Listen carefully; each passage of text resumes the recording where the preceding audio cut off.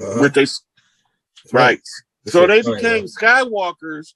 They come down out of the trees, but they do it on their turn for ritual purposes. As in, they might come down for grounding rituals. I'm gonna go get some drink. Oh yeah, hey, you dropping some juice because I ain't never heard of the like I heard terms threw around like Skywalker this, Skywalker that, but I ain't never make a connection with there was some of our native tribes who actually went up in trees and started connecting these Skywalkers together and all their huts, and they make a lot of sense. Man, it's a whole bunch of shit just going on through my mind on other shit that I knew that I didn't put together about these people living up in these trees.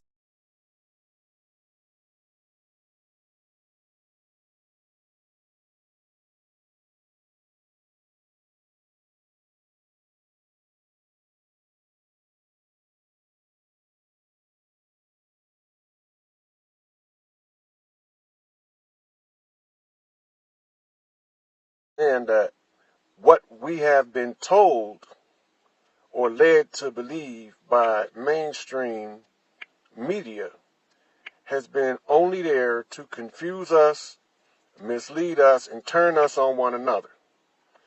So if we're going to ever get to a point of liberation, of freedom from all of this oppression, one thing we're going to have to do is get past jumping to assault each other openly and in public without cause, and no one's doing that to us. So what happens in the community is people begin to speak on things because it look a certain way.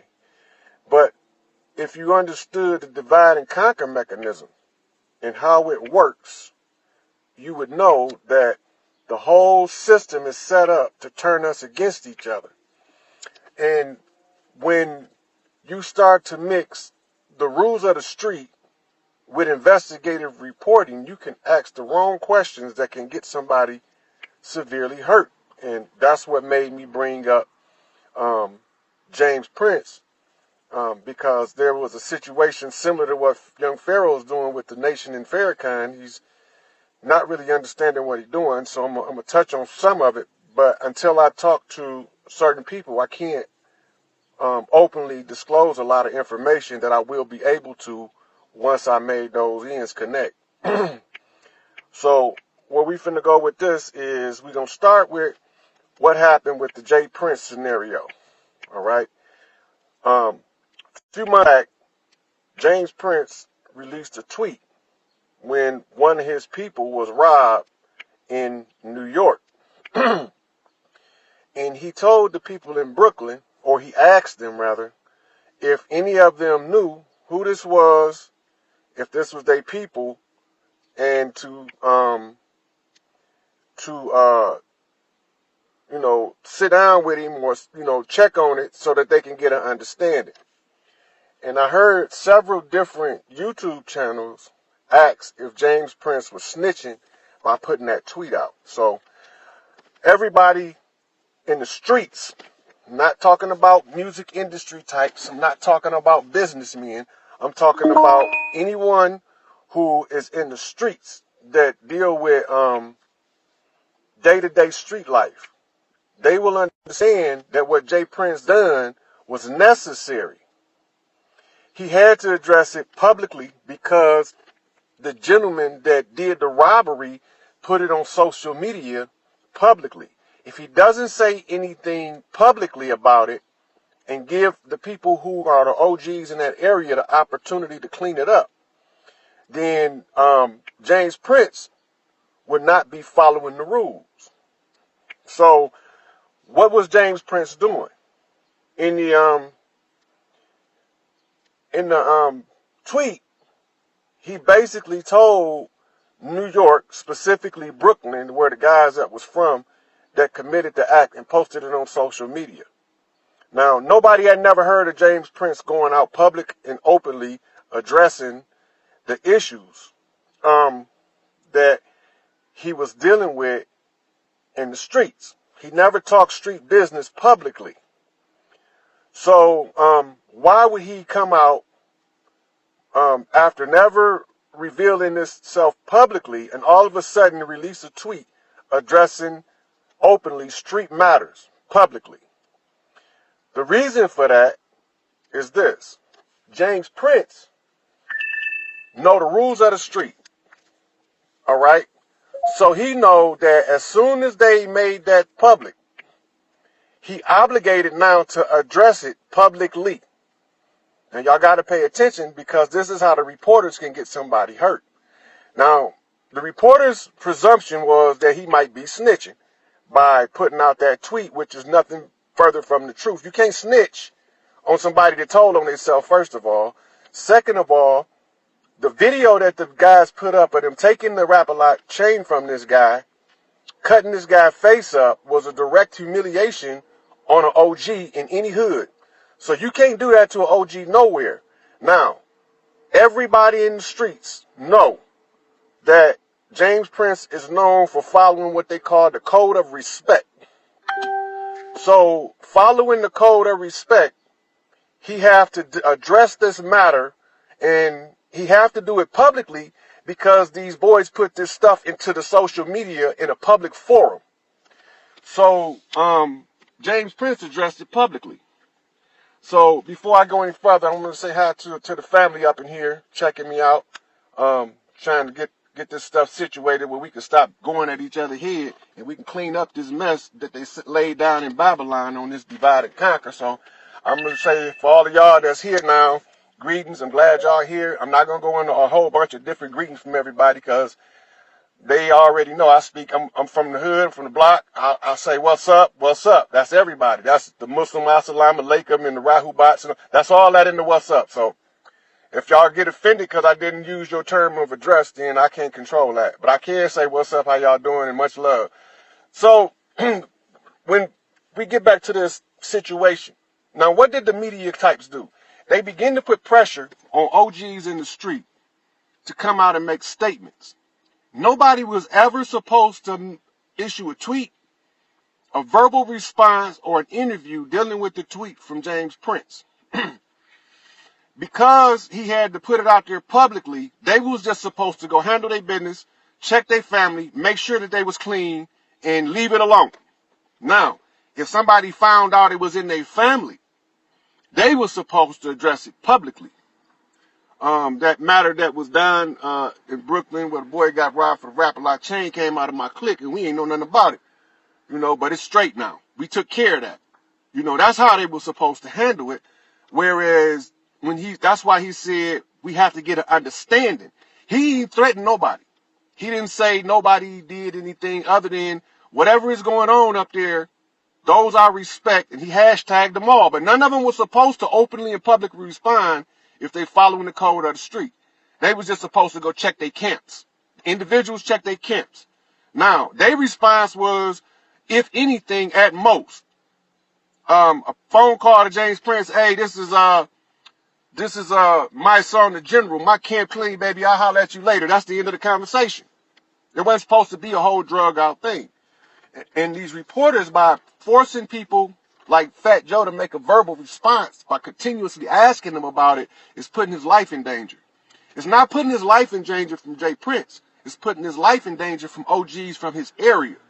Because they already know the rules. And they're going by the rules. And this is how we end up in this situation, which is going to take me to the young Pharaoh situation next. Because if we follow the rules, we won't have these issues. And people always got something to say about somebody else's business without really understanding what it is that they're addressing. So the street rules become imperative to understand in social media and investigative reporting. Because you're not supposed to ask people from the street about street things so you can put it out in the public domain and get somebody hurt. So y'all got to understand this. You can seriously have a person's life snatched from them by putting the wrong stuff on social media and putting the wrong stuff in an investigative report in a documentary. Now, I did a video a couple months ago, about a month and a half ago, about Tupac. I had to take the video down because it put somebody's life in danger. And later on, once I was able to know that that person was secured, I was given permission to put it back up. So I posted it back up with an explanation. Then, so what did young Pharaoh do to prompt me to give this address? Now, I hope somebody tagged him on the video that I was going to be coming on here, because I want him to see this. I am very, very proud of young Pharaoh to begin with, for his courage and for his determination to deliver what he perceived as the truth against all odds, because he don't even understand the odds he's facing when he's addressing certain issue, or he have the courage to withstand the backlash of those odds. And his delivery style remind me of me when I was his age. You know, it's raw, it's untempered, and it's also lack the depth that his elders around him should be feeding him, unless they surface dwellers. Because when you surface dwelling, you can't get to the bottom of anything. And so young Pharaoh did 2 speeches. The first one, he said that Farrakhan was clout chasing at the Nipsey Hussle send-off ceremony. He don't know what he's talking about, because he do not understand that this is bigger than that. Ceremony was more than just what you would call in modern America a funeral. That wasn't just a funeral. And I'm not going to go too much into that right now, because I touched on it in the Tupac video. The second thing that young Pharaoh did was a documentary that came out that day or two ago called Malcolm X Revenge. Now, I'm going to tell everybody, after I talk to the ministers in the nation, the real deal about what happened with Malcolm. But before I can go public with that, I absolutely have to tell Fruit members first. Now, mind you, I'm not in the Nation of Islam as a standing member. I've studied their doctrine, but I'm not a member of the Nation of Islam. I have been called to the ranks of the righteous, so I have to address anything that can cause us a setback in the transition of power from what we were to what we are about to become. And so, why would I address young Pharaoh? It's because I like young Pharaoh. I genuinely like the brother, and I like the methods, and I got a lot of research that I would like to share with him in order to make sure that he walked flawlessly along his path, because he got the skills to pay the bills. He know how to deliver the information, but he's not getting depth information. He's getting the surface dwelling, divide and conquer information. He's not getting the unity doctrine. Whoever his elders are, they need to go back to the drawing board, because if they knew how to read the signs and they knew what they're supposed to be doing, then they would be teaching him the unity doctrine. They would know, if they was truly raised in past masters as they claim to be, they would know. And they would not be sending Pharaoh out here to attack somebody without knowing some of the secrets of secrets, so to speak. And when I say secrets of secrets, the brothers in the lodge, in the shrine, the Templars, they all know what I'm talking about. But many of the lay person, the average person that get up in the morning and go work a job 9 to 5, pay their bills, and don't worry about what's going on in the world, they have no clue. We are living in what you call a bifurcated world. Our world is broke up into 2 parts, the spiritual world and the physical world. And so what we see with the naked physical eye is not necessarily the spiritual essence behind it, or the spiritual catalyst or motivator. In saying that, the Malcolm X situation is not what we think it is. Now, I gotta say this about what young Pharaoh, because I listened intently. On the surface, everything that he said is correct on the surface. Everything he said correct on the surface. But he don't understand the motivators. He don't understand the fact that we coming out of a redemption process for those who allowed some atrocities to take place on earth that allowed us to be persecuted as we persecuted others for a prolonged period of time, much longer than 400 years that we've been suffering.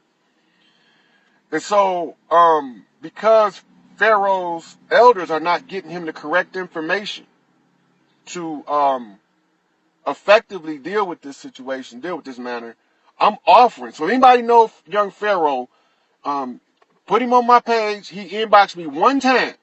I give him my number, and he'll have all of the information I got access to, and I give him all the references he need in order for him to stop launching this futile attack against Farrakhan and the Nation of Islam. Because when he see what's coming next, his mouth gonna hit the floor, as will most people, because they think they know, but they don't.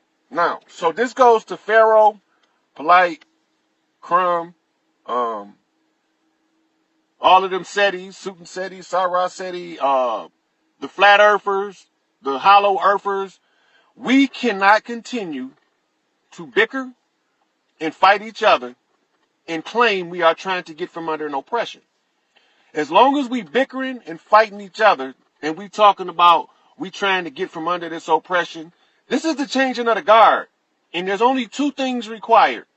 And that's to respect the women and to stop fighting each other. That's it. Respect the women, follow the unity doctrine. If you don't know how to source the information, it's real easy, but I will show you if you haven't done it yet. And that's anybody who want to get out from under this misery. As Malcolm said, I'm willing to work with anybody that's sick of this miserable condition on earth. So, the unity doctrine ties into the secret societies. It ties into the secret societies in the black community. It ties into the Prince Hall Masons. It ties into the Shriners. It ties into all of the Templars. All of this goes back to the unity doctrine, being that if you want to, okay, the prophecy said, now if it's a prophecy, there's a series of signs in place to read a prophecy. So if the prophecy is put in place, that means that prophecy is revealing what they call a divine plan. In other words, what's a prophecy to the human is God's plan. God planned it. That means that he got an end date. He got a beginning date. And he got all of the filler in the middle. So if you don't know the signs, you cannot read the message that God gave us. And if you can't read the message, then you should be quiet until you are either instructed in the proper discernment of the prophecy and the signs and how they apply. So for years, I wouldn't talk publicly about any of this. I felt like as long as these brothers want to continue to debate and bicker with each other, there is no reason for me to participate in the insanity of divide and conquer. That's the main obstacle to our progress. There's two obstacles to the progress of liberation of earth. I ain't talking about just the black people, and I ain't talking about just the Hispanic people, and I ain't talking about just the Asian people, and I ain't talking about just people that say they Israel. I'm talking about the entire 6 sextillion ton of earth. The whole population, the 8.3 billion, is only two obstacles to liberation and prosperity. And those two obstacles is divide and conquer, is the first obstacle. And the second obstacle is pure, unadulterated, selfish greed. Everybody chasing this dollar like this is the end all, the be all. The dollar is not it. It's the distraction. The dollar is the mark. It is the mark of a man. If you look on every bill, there's a face of a dead president. It's the mark. It's just a mark, but it's not the beast. The one who controls the money, the one behind the dollar, is the beast. And everybody gonna say, well, it's the Jews. No, they work for somebody. They all work for somebody till you get to the last person. You got to trace the dollar to the last. There's no higher person that you can trace this dollar to. That's when you know that you found the Pope. Because the Pope is the one who issued the order, what they call the white man's burden, to enslave Africans and sack Africa against the divine law. Mind you, Africa was off limits for this cleanup of this Babylonian bull smack. Africa was sacked against the orders of the Creator, of the King of the gods, the Most High. Africa was not supposed to be touched, but they did it anyway. We over here set up 13 colonies. We allow Europe to set up 13 colonies for this stuff.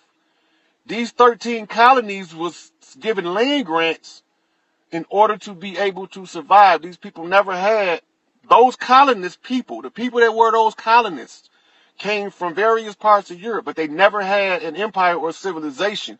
They didn't have a mark in the history books. They had to have that for the age to close. Everybody has to have the opportunity to have ruled this planet at one time before we move into a fifth dimensional framework. But the average person is too naive. See, we get these schools of thought. What is a school of thought? It's a way that you look at the truth. Everybody don't look at it the same. So when you go to the Middle East, when you go to the Middle East, you include in the liberation and spiritual doctrine the culture of Arabs and call it Islam. That's not Islam. That's Arab culture and Islam. That's why the Nation of Islam look different. They not Arabs. Farrakhan has said that I don't know how many times. We not Arabs. We over here. We dress how we dress because our founder gave us this because we were not Arabs.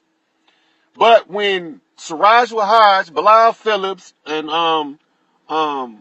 Wharfdeen Muhammad all go put on these jalabiyas, then y'all think they more Muslim because they put on a gown. That don't make you more Muslim because you know how to cross dress now. That's not practical to walk around with a jalabiyah in New York and some sandals in the wintertime. That's not practical. No righteous guy gonna tell you to do something that damn dumb. I want you to wear a jalabiyah and some sandals. But in the Middle East, they don't wear fur coats. Right? They don't wear fur coats in the Middle East. It's too hot. But over here, you might need a fur coat because it's too cold. So, for young Pharaoh to understand this, I gotta say this. I'm gonna give you all of the answers. But first, I have to talk to the ministers in the nation first. They have to have first right of defense for the minister. They have to have the first right to defend the minister against the allegations. And I have been given the information. This is the information that, because these are the grievances I personally had with Farrakhan, and before I would be willing to offer my hand and work with him, these issues had to be cleared up. My issue was Khalid Muhammad. Yeah, they cleared it up with the facts. I can tell you everything what went wrong with that situation. With Malcolm was the biggest hurdle. I turned Farrakhan down, working with Farrakhan down we could have been doing this 5 years ago. But I was resistant to Farrakhan and working with Farrakhan because of Malcolm. And so in the sacred halls, they brought me Malcolm. And Malcolm thought it was a joke to accuse Farrakhan in his low level of ranking with having an instrumental role in his assassination when he had no juice. And that's the most I can say about that at this point. Now, the next thing is this. Young Pharaoh, you have a powerful voice for the youth and a powerful voice for our people. You have two ways that you can use that voice. You can use that voice to destroy us more with this divide and conquer bullshit.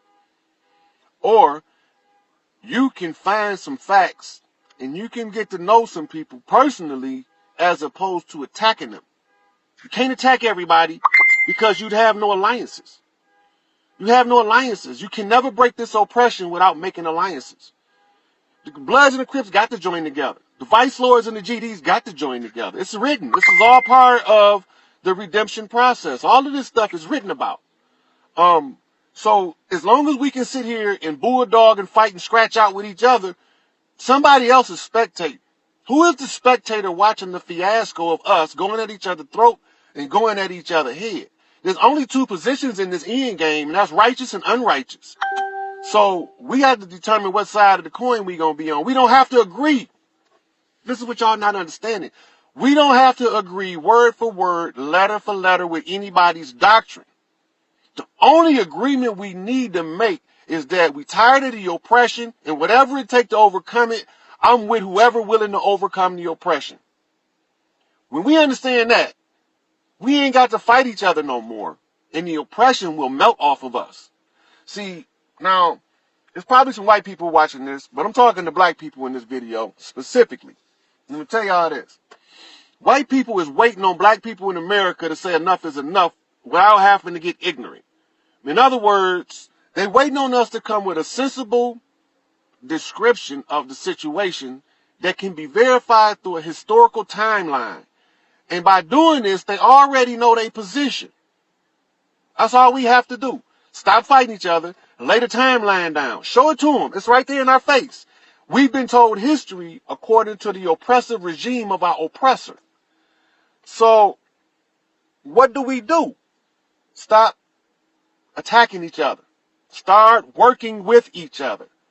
Young Pharaoh, if you want to be a part of the solution and not a part of the problem, your first order of business should be do a powerful unity video with BNX or with Prince York or any of those guys that's out there trying to wake people up.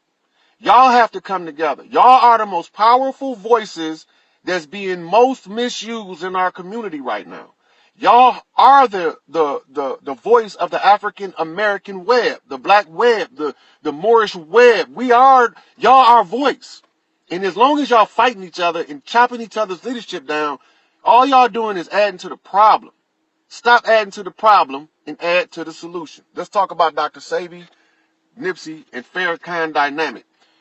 Young Pharaoh said that he was clout chasing Nipsey because he didn't support Dr. Sebi when Dr. Sebi came to him for some money. Now, there's a reason for that young Pharaoh has no clue. Farrakhan was barred by God, not by man. As was all of us that look like this, that's Grail Kings. We were barred from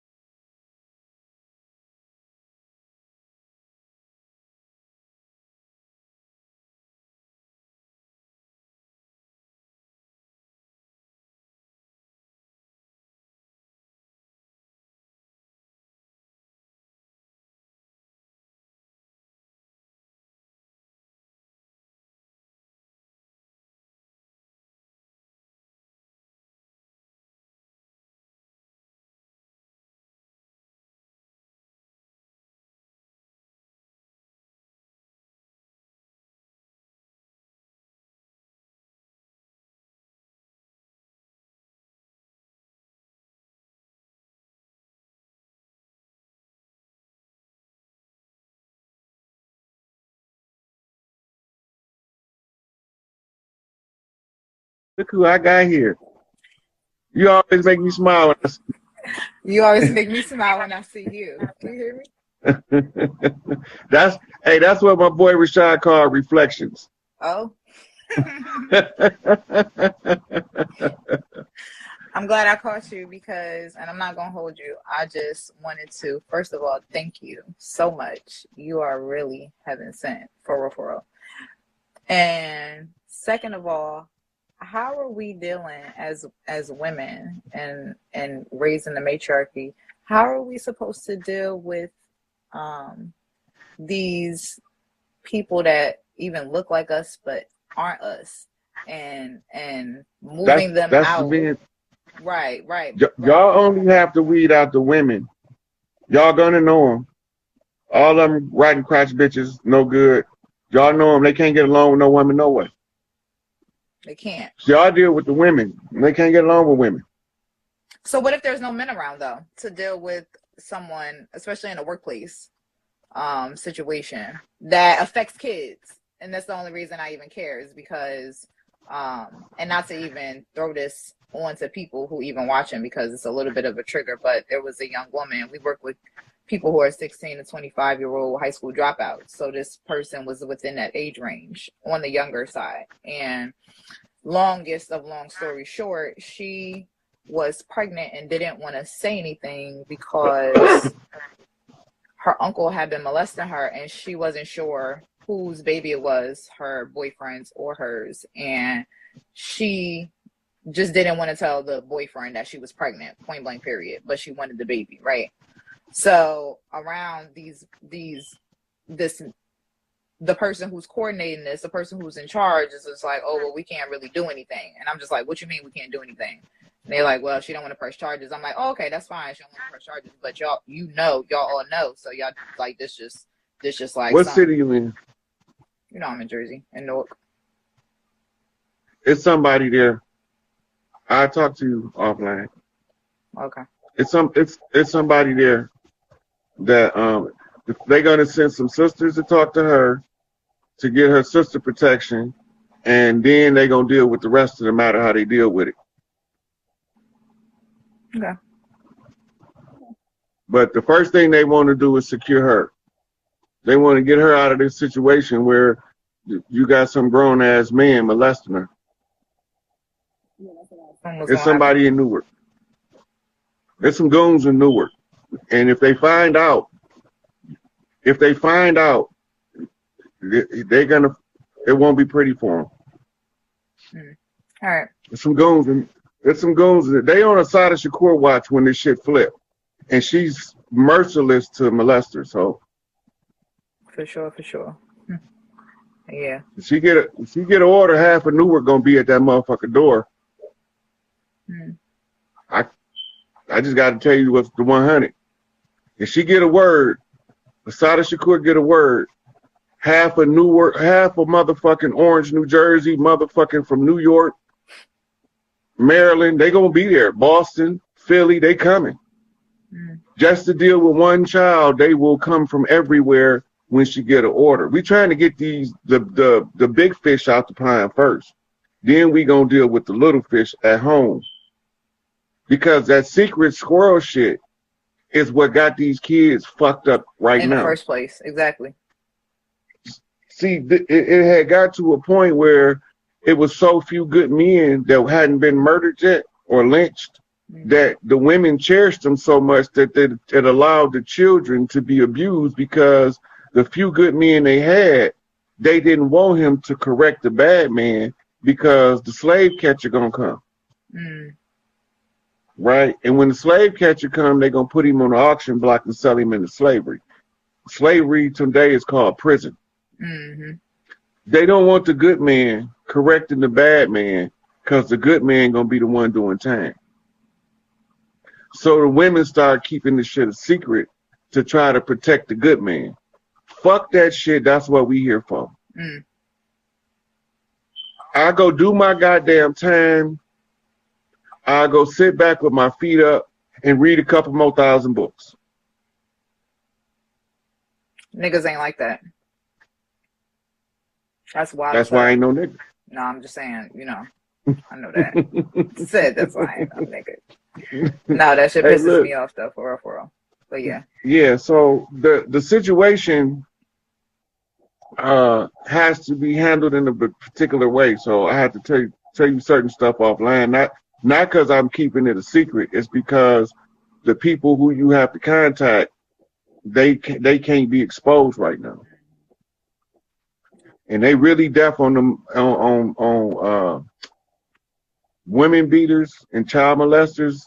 They get treated like they would in old school penitentiary, especially when it's known to be true, because they've been using a lot of false allegations also to remove the good men and let the bad man stay. So people start accusing the good man of doing what the bad man doing, and then the good man doing time for nothing. He didn't do nothing. He's sitting up in jail rotten, while the rotten motherfuckers is sitting out here flourishing and making more rotten fruit. Because mama said one bad fruit spoiled a whole bunch.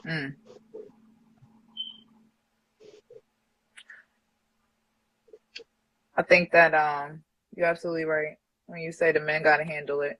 It's just, you know, that part where it is something to consider, especially because the police being involved take it to a different level for everybody. But you know, my philosophy is fuck the police. Fuck the police, exactly.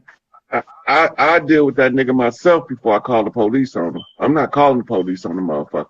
That's why I be like, fuck all that old, because I was finna get into the shenanigans on some arguing across the internet. I thought about that shit. All them niggas gonna do is call the police.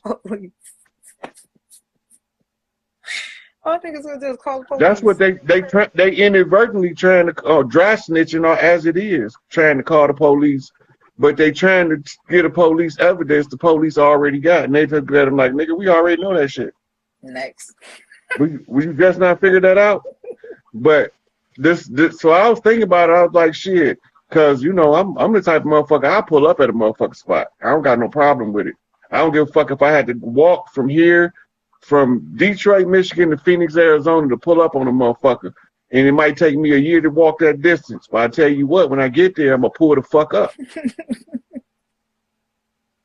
And I'm not coming to argue. I could have did that shit over the internet. On the phone, right. Right. So why would I do all that tongue wrestling if we ain't gonna fight? And if we gonna fight, why am I gonna do all that tongue wrestling? I might as well just go and fight. Right? Because all that tongue wrestling gonna lead to a fight. Yeah. Right. At the end of the day. And then if the tongue wrestling gonna lead to a fight, then I might as well not tongue wrestling. Just cut out the middleman. Cut out the middleman. So I got one more question. So for men or women who have love interests, relationships, I know we're not technically focusing on thinking with our P's, but we're talking past that. We're talking about growth and development in all types of relationships, even with people you have, you know, children with and stuff like that, and trying to just elevate, even if it's just, you know, a co-parenting type of thing. That, and women going through that as we raise the matriarchy. What is that looking like? Okay. You kind of like paused for a minute and I kind of lost track of the question. Summed it up, because men and women who are not together, but like still have to coexist with each other, not thinking with their P's. Yeah. So most of them in the hostile relationships, in the matriarchy, when the two parents can't talk civilly to each other about the child and make competent civil decisions about the child, then both of the mothers have to come up with the solution between the family elders on both sides of the family. No side left out. But the individuals that can't get their act together, they ain't got no say. They too busy doing, 3D shit. Thinking with their D's and their P's. Right? So as long as they doing that, but if, let's say one of them is trying to do the right thing and they fighting the other one, and the other one is just trying to be in control. When you present the matter to the elders on both sides, they come up with a solution that's in the interest of the child. They don't give a fuck about their parent, because sometimes the solution requires the grandparents to take the child from both parents, and both grandparents is going to agree because it's in the best interest of the child. And that's how come Big Mama house always got so many kids, and so many aunties always work there. It was some women who, it was a young girl at my mom's job who gave her baby away to diapers, to Child Protective Services, but nobody knew. The dad didn't know and the grandmother didn't know, and it was because she didn't want to. It should just be crazy. And the shit that people deal with, like on a, just even hearing these stories, I don't, like I said, I don't be mean to put this on people, but what you just said is like true. But so in the case where the because it's gonna be, it's a lot of cases right now, like you said, where the men don't even know he got a child. Right? So in cases like that, her family still got to hold her accountable. Right? And take her ass on Maury, take all 725 of them niggas you fucked up till you find that baby daddy. And sometimes you gonna find the baby daddy out of that 725 niggas she was fucking, because he's somebody closely related to her that she don't want to tell on. Or she already suspected, she might not know it, like the situation you mentioned earlier, she don't know if it's her boyfriends or uncles. That shouldn't even be a motherfucking question in her mind. Because that question exists, that means something is out of order. Right? So she'd probably take 50 innocent motherfuckers on Maury before she took her uncle. And everybody come back, he is not the father. He is not the, like, goddamn. And then we in our ignorance, not knowing what's going on, don't know why she can't figure out who her baby daddy is. Shit, it might be her goddamn daddy's baby.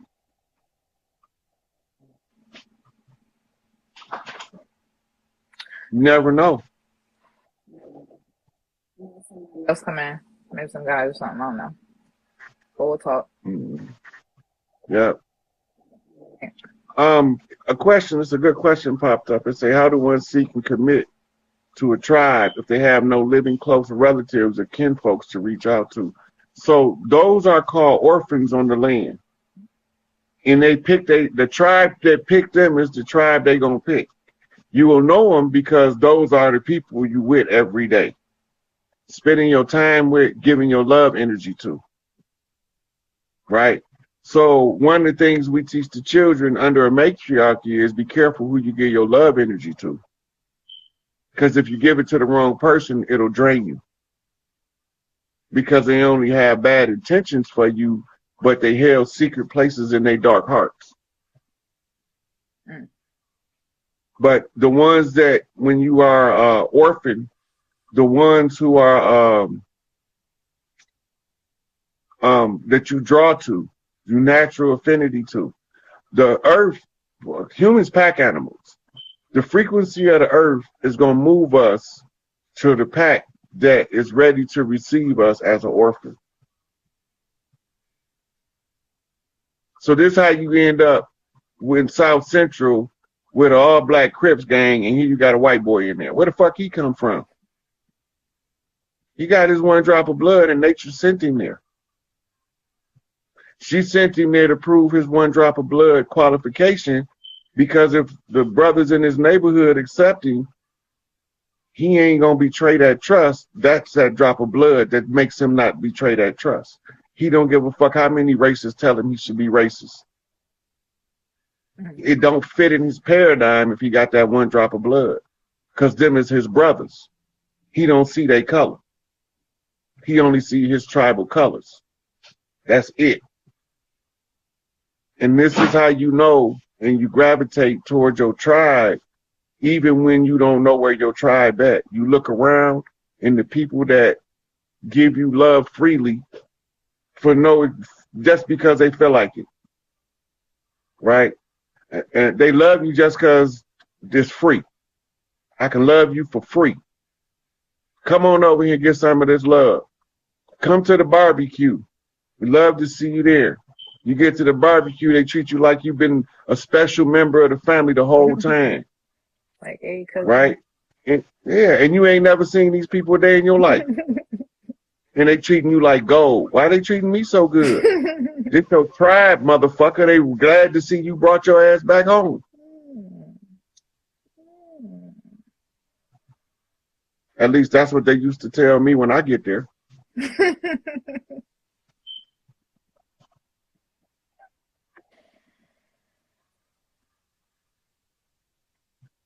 I know you folks, but you rock with the Stones, man. Come on, folks. You can rock with the Stones today.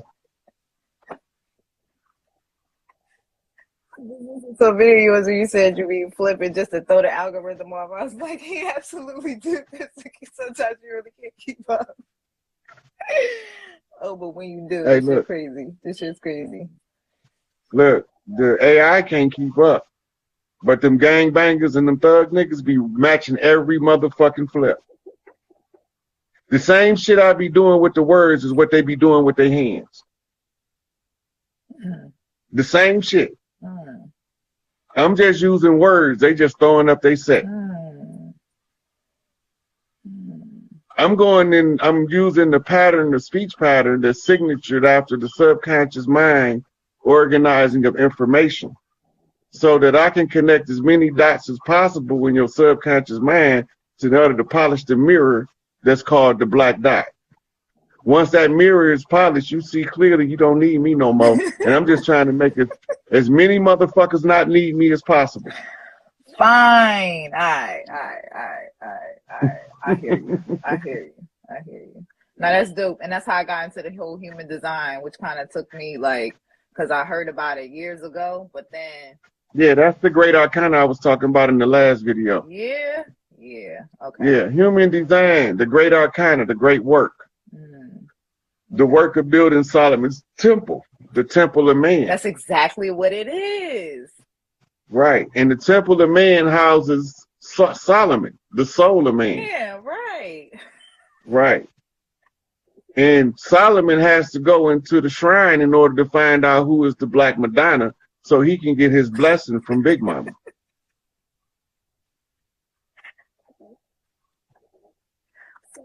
So then The Black Madonna is the next heir to be Grand Matriarch.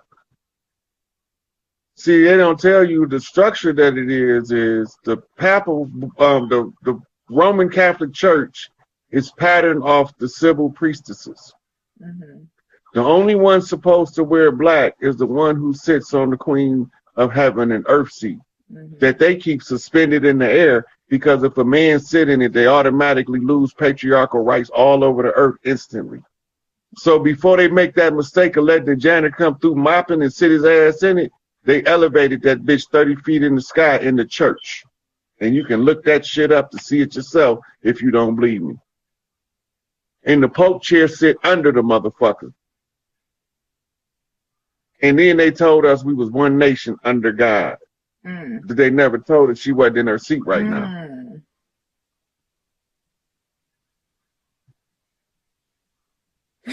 That's the great work. And that shit works great when it's in its proper motherfucking order. Put the power where the power goes. Shit run the way it's supposed to run. That's the simplest explanation of matriarchy. It is. Put the power where it's supposed to go, and it'll run the way it's supposed to run according to the laws of nature. We elephants in human form. Look at the elephant. Watch how they do. You don't even see a bull elephant until distress comes, and you don't even hear Big Mama, the Queen Matriarch, call his ass until you see that motherfucker busting out of nowhere. Where did this big burly motherfucker come from? I'm charging from. You're right, actually. Yeah, yeah. Because she's sending him messages in the ground. He don't walk with the women and the children. Him and the mother and them young bull males are out on the periphery. They patrolling the outskirts of where the women is. And as soon as the matriarch pound on that motherfucking ground and get that low grunt and they feel that rumble in the earth, it ain't enough lions in the motherfucking jungle to stop the motherfucking bull elephants from seeing what Big Mama wants. And Angel Bay a bull elephant. But he is Chicago bull. A big ass moose. He's a bison that won't be moved. And he in the rut. That means he ready to go. And Boy Blue, the crooked man, that nigga ready to walk. That's Big Tookie, the king crab. He don't fit in no fucking bucket, so he can't be part of no crab in the bucket shit. He don't even fit in the bucket.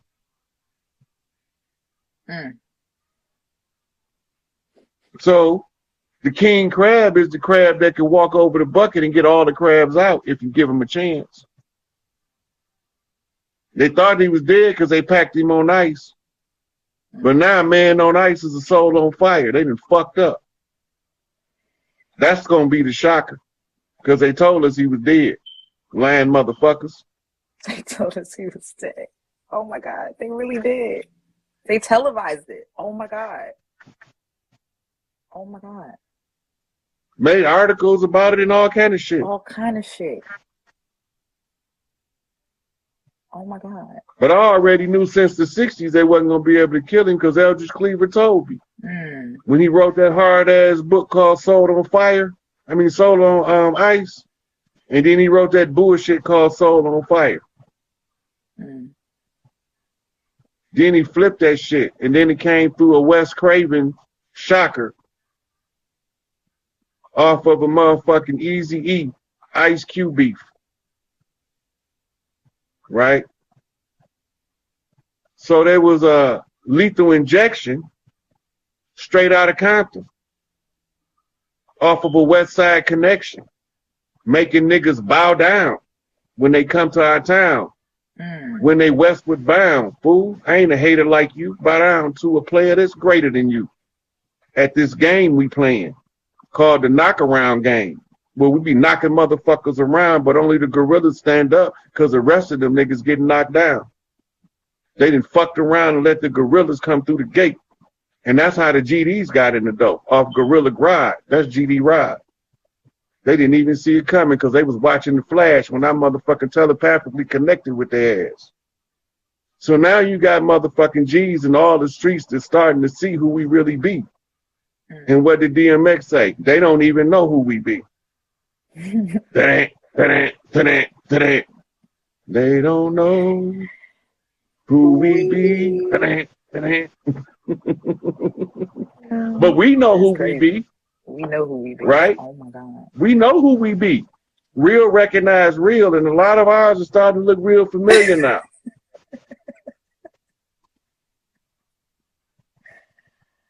All right. Cool. I can take that. I appreciate you, as always. All the time. I'm gonna see if I can get some questions on the men in the matriarchy. All right. Take it easy. Okay, sweetie. Bye. All right. But you gotta X me out. I got you. All right.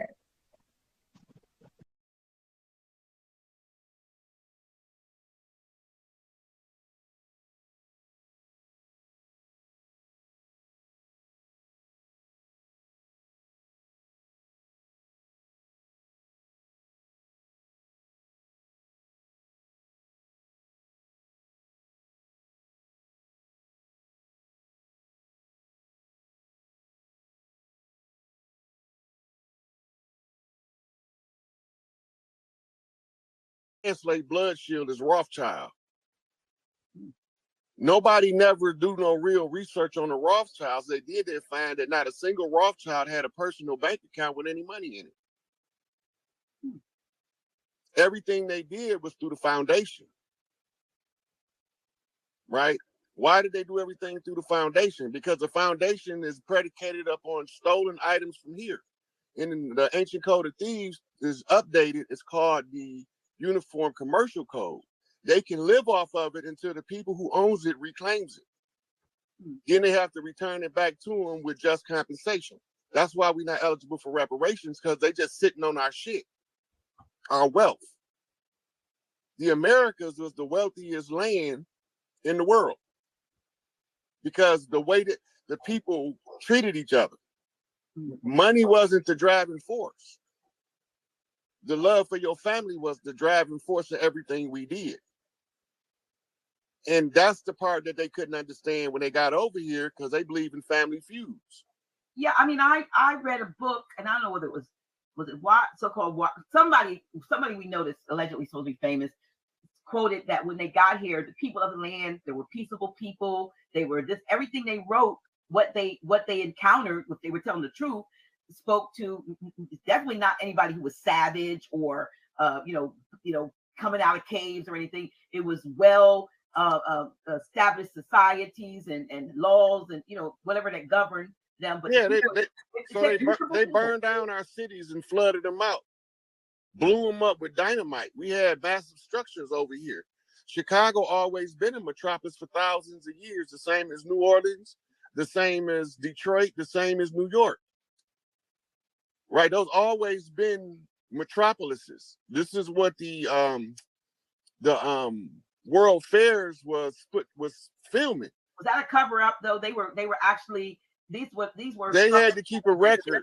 Look, they had to keep a record of it before they tore it down. Right, but they made pretend they had established these buildings as temporary World's Fairs, whatever. But you couldn't even hardly take them down because they had been up so long. Am I correct? Right. That's when they came in with the dynamite and the demolition. So that's why you got the Great Fire of Los Angeles, the Great Fire of Chicago, the Great Fire of Miami. Florida used to be full of trees like the California redwood forest, and the people lived in the treetops and on the bottom of the trees. Those became known as, they started calling them Seminoles when they realized that they were a mixture of every tribe across the land. The Seminole means that they mix. It's a mixed tribe. But the tribes came as far away as the Polynesian Islands to fight in the Seminole Wars. That's where the war was taking place. Wow. So they backdoored us on the Louisiana Purchase. Whole tribes that moved their families closer to Florida so that their soldiers, their sons, can go fight in the wars. We were settling Arkansas, Alabama, Mississippi, Georgia, and Louisiana. We drop our families off there with big mamas, and then we go fight in the wars. Well, we left castles empty. We left villages empty, like the Pueblo in Colorado. We did, the whole clan just got up. We finna go kick some ass. And now when they do the Louisiana Purchase, they declared that we abandoned the land, and as the protectorate, they had the right to resettle it. And that's the reason why that's how they violate the treaties, with the trick of the language, what they call legalese. Mm-hmm. Because if you abandon it, they got the right to claim it till you come back home. Well, isn't that the same thing now when it comes down to foreclosures and so forth? You get the notification, and some folks stand their ground and stay in their property, but as soon as you move out, they say abandonment. So the initial reason why they're going to take the property goes out the window. You abandoned it. It's like, finders, keepers, losers, sweepers, so to speak. So the people that settle the land become squatters. Mm-hmm. This is where they come up with something called squatters' rights. It's called, in ancient law, it's called the right of fair use. If you ain't using it in its workable condition, somebody who's willing to use it and maintain the condition can use it. Well, why doesn't that rule apply now with all these vacant buildings and so forth that are around because people have abandoned them, for so-called economic reasons? Why is it that when if someone was to take over and say, look, I'm going to do something else with this, it now's a crime? Because they got to first tie you to the paper chain. In other words, an adhesion contract. The property not changing hands under the corporate jurisdiction of the United States unless somebody's putting something on paper. They got to know who got your land and who hands has been through before you take it back, so they can know what they owe you. And how does one do that? They gonna tell you. This whole system is over. The United States corporation has been dethroned, so to speak. We under the Indigenous Rights Act now. We in the middle of continuity of government transfer. That's why the borders has been closed for almost 2 years. From what I hear, the borders are being flooded by, so-called. Oh, I'm talking about the ports. All those ships that's still sitting on the ocean. Mm-hmm. They blamed on COVID. You can't have a government transfer and have your ports open. That's ancient knowledge. Anytime you transfer in government, you have to close the port so you don't allow yourself to the opportunity to be invaded by a foreign force while the government is in transition. But the foreign force is right here on the land, but as well as outside the land too. Right, but they in the process of being exiled from the land. Well, they're not going down without a fight, because it seems like before they go out, they're trying to throw every, bit of mandate laws or whatever those things that that man. The mandate is just a suggestion. That's not a law. Okay. It's just a suggestion. Okay. But we don't know that, and so if you just like, I guess, the illegality of income tax, it's a voluntary thing. But if you acquiesce and fill out their forms, then they have the right to apply. Because you agreed to the contract. Then the contract becomes enforceable. The Internal Revenue Service is an independent tax collection agency. They debt collectors. That's all they are. You audit yourself when you do the paperwork for them.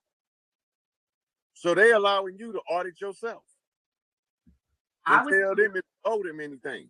I was told that they were getting ready to institute some new procedure, like in 2024. I think it's like 2024. Is it 2023?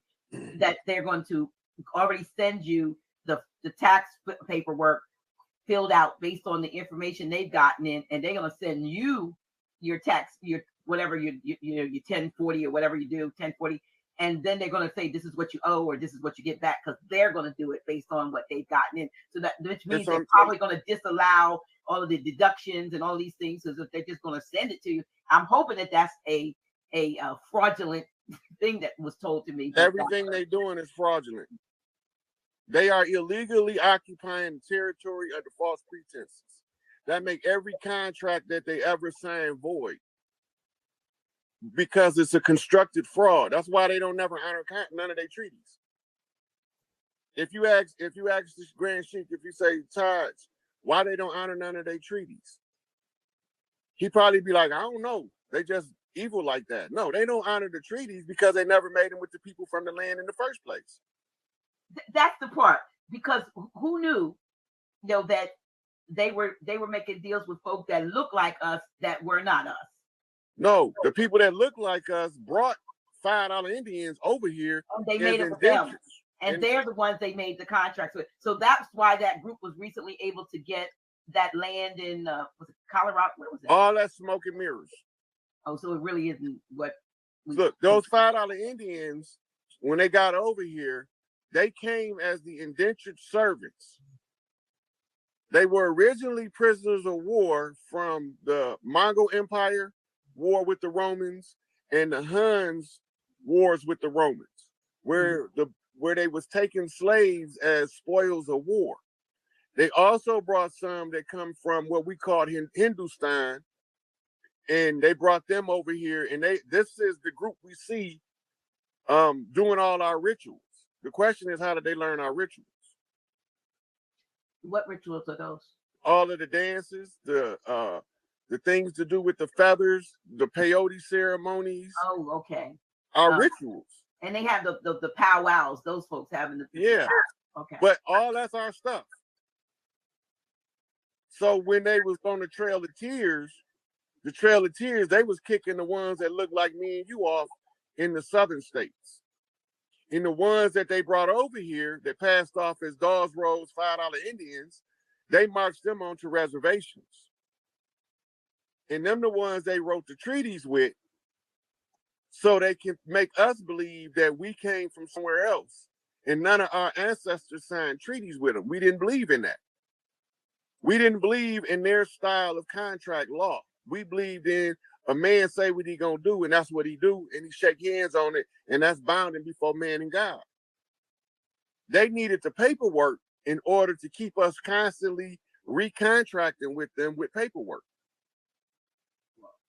That's why anything that you file with the system, whether you put them on notice, if you send them a legal form to put them on notice, you just made an adhesion contract recognizing their superior jurisdiction. Can you repeat that, please? I heard what you said, but can you say that again, please? Yeah. Anytime you file paperwork with them, any kind of legal forms, even if it's putting them on notice, you are agreeing to their superior jurisdiction over you in status. Nobody that is organic to the land, right, need to file any paperwork with anybody on the land because they from here. You organic to the land. You before a Native American. You before an Indian. You before all that shit. You before the Moors. But they don't want you to know it. So they scrambled this egg up in legalese. It's all tied up in the legalese, in the application of the law. And this is what Ty's been telling them for the longest. If you don't understand these legal terms, you wasting your time. How many times you heard him say that? Yeah. You're right about that. Yeah. I mean, I know that folks are trying to do things to at least make the declaration. But what you're saying is you don't have a problem with the proclamation of one. You're supposed to do it under our culture. It's done orally, and it's done in the public domain in an archivable format. Years ago, before the invaders came, when we had a public declaration to make, we used to have somebody called the city or the town clerk read it in the town square. Yeah, they would have, but they would read. Yep. Yeah. Because that's who you went to. That's what their job was, is to put in the public domain your declaration. That's why they used to read off childbirths. Such and such and such and such. Chief Littlehorn was born to so-and-so and such on this day and at this time. Right? Mm-hmm. And that's letting everybody know of the new births that's taking place in the community. And it's keeping the community tight-knit. This is all under the matriarchy. speak about that, because we talked about that too. That, you know, one of the big issues, and even Prophet Noble Drew Ali spoke about it. You know, when you look at the question, you know, the 101s, there you have him with, you know, the woman who's in, I don't know whether she's asleep or unconscious or what, but humanity's written on her womb, and it's going to take the matriarchy to be restored to its rightful place in order to do what needs to be done. But we see all these things rising up. They're very patriarchal, even from our so-called people. Yeah. Speak on that, please. So the whole purpose of the patriarchy was to restrict our family ties and to minimize the bloodline. They was trying to kill us off. You gotta remember that. If you ever let it out, when you're doing the research, if you ever let it out your mind today, all this mean that all of these things go with them killing us off on the land. Right? So they couldn't understand why the harder they press us, the faster we proliferate. Right? And if they try to take their foot off our neck, the faster we rise up in all fields of science, government, economics, entertainment, everything else. If they take their foot off our neck, we start rising in those aspects. So now they didn't know what to do. They can't keep us down because we propagate. When you oppress us, we start having babies like rabbits. But when you take the oppression off us and start taking your foot off our neck, then we start having the smaller families, 1 and 2 kids, because we're so busy excelling in whatever part of your society you say we can't conquer. Just to show you we can conquer it. And then the latest agenda is that, you know, that trans, you know, that that's to underline the males. The masculine is not fit to rule if he's been anally penetrated. So a lot of their rituals in the music industry and the entertainment industry includes that happening. Yeah, they sodomize them so that they're not fit to rule. That way, if they ever get the following to rule, they're going to end up having a heart attack or a stroke from the spirit side because they root chakra has been shattered. It's called a shattered oracle ritual that they're doing. It's a sex ritual, and it's out of the Babylonian sex magic. Wow. Everything they doing in this government is designed to make me and you think we came over on a ship. That's it. Ain't no further addition or subtraction, then that's the bottom line. As long as we think we came on ships and we not from over here, we will never reclaim what's rightfully ours. But let me back up a little bit. Yes, we didn't come over on ships, but people that look like us are everywhere globally on the planet. I know when I used to, like, say, read the Bible, I used to think in terms of like because I didn't know anything about being a Moor, but where did people like me or United States at the time, where did we figure into this Bible story and into this we don't prophecy? Yeah, well, that's what I mean, these prophecies and so forth. And so now that I know what I know, I'm thinking that while some things were going on or some things were being created as if they had going on, there were people who lived in other parts, hence where we are now, who were here, had been here, and that the narrative was created, that the biblical narrative and even the so-called like maybe Jewish and Islamic, some of those were created. I call them like sort of 3 levels of like catch-all. Like if we can't get you in this one, we'll get you in that one. If we don't get you in this one, because we created them all from the same pot or the same. Well, you know, Christianity was created before Judaism. Okay, but it was written. They wrote it as if in the book, as if it